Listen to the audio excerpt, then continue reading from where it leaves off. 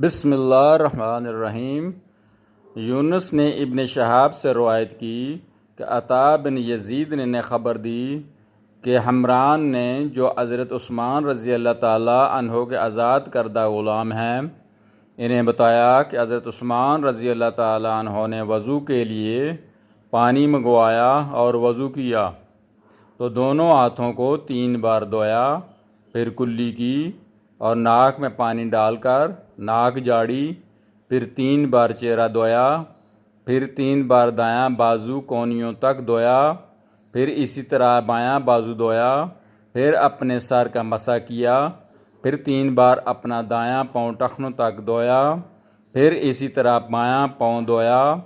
پھر کہا میں نے رسول اللہ صلی اللہ علیہ وسلم کو دیکھا تھا کہ آپ نے اسی طرح وضو کیا جس طرح میں نے اب کیا ہے۔ پھر رسول اللہ صلی اللہ علیہ وسلم نے فرمایا، جس شخص نے میرے اس وضو کی طرح وضو کیا پھر اٹھ کر 2 رکعت ادا کیں، ان دونوں کے دوران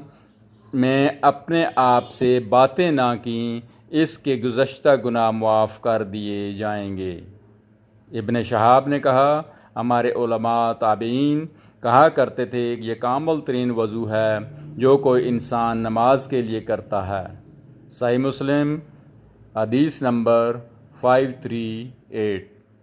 چینل کو